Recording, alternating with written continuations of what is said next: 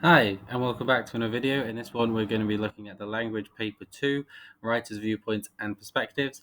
Sorry for the change of background. There was a technical error in one of the videos, so I need to re-record it. So in this video, we're going to look at what does paper 2 entail, how to hit the AOs, and then we're going to go through past paper, see how you should be going through your student, and what kind of stuff you should be telling them to look out for.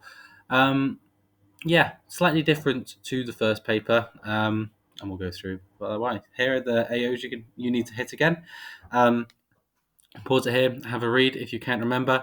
I will not be reading them through because we know how that ends. And then here are 5 and 6 as well.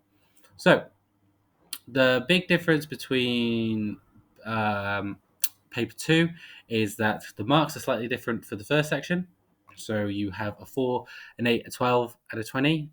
And also, there are two sources to look at. So the part B, similar to the big extended writing task in the first paper, but this one is non-fiction and it's more persuasive. So part A, students will be given two non-fiction source materials that they will have to analyze. So roughly about 45 minutes. There's 10 minutes of reading and planning. Depending on how quick you are at reading, it's really important that you read the full sources well and you understand it and you spend as much time planning as possible, because the more time you spend planning, the less time you're going to spend writing and thinking. It's better to read it, plan it, and then just jump into the questions as quick as you can. So 10 minutes of that, if not a bit more if you can stretch it. And then first question is the same as paper 1. It's just 4 marks, and it's just an easy question. You shouldn't be dropping any marks there. The 1 minute. Question 2, 6 minutes. 3, 8 minutes. And then you want to spend as much time as possible on the last question because that's a lot of marks. So, question 1, students shouldn't be dropping marks. Make sure they read the question carefully. We'll have to read the first paragraph and write 4 things about the question asking. Pretty simple. So, question 2, this is a comparison for a specific theme or idea. That will usually be contrasting, so they'll have some contrasting things and then some similarities, and you need to find how they achieve the contrasting or similar ideas with the language and structure that they use. They'll have to use the text to show the writers have different themes and experiences and really be able to understand what each source is trying to say. Sometimes it can be a little bit tricky, this question, because sometimes the ideas are a bit vague. You need to kind of dig into little things, and I'll show you that when we go through the paper.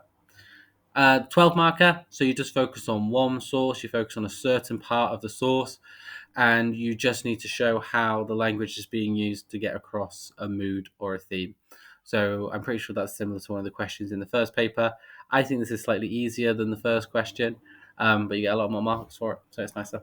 And then 20, the big one, they'll have to compare the two sources as a whole, find ideas and themes that are similar and contrasting, and again, classic how language and structure is used.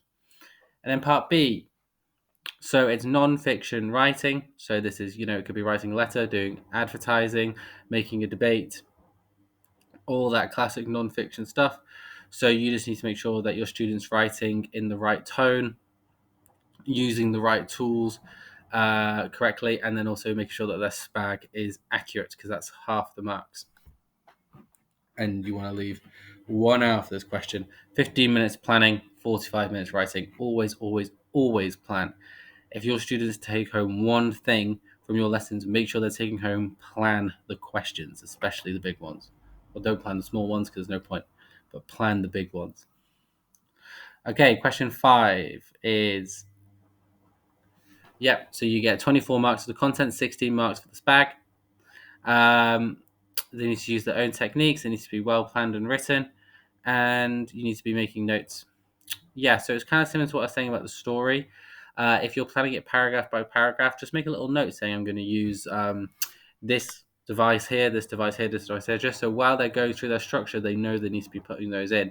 Because sometimes when you just kind of get in the flow of writing, you can just forget to put the stuff that gets you the marks in. So just give them just to help them out as much as possible. So let's look at the paper.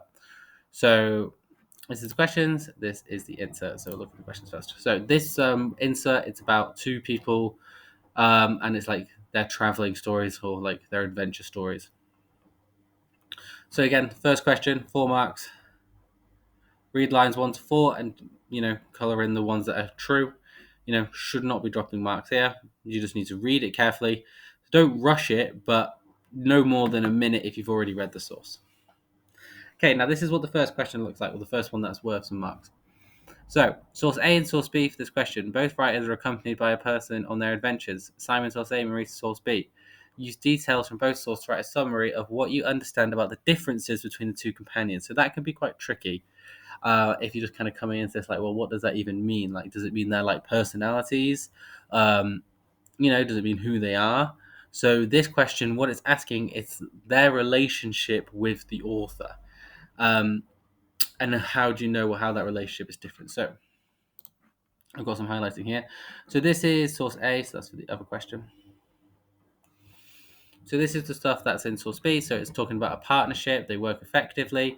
This kind of dialogue here kind of tells me that they're friends because they're joking in quite a serious situation. Whereas source B, this is literally it for the one thing to write about.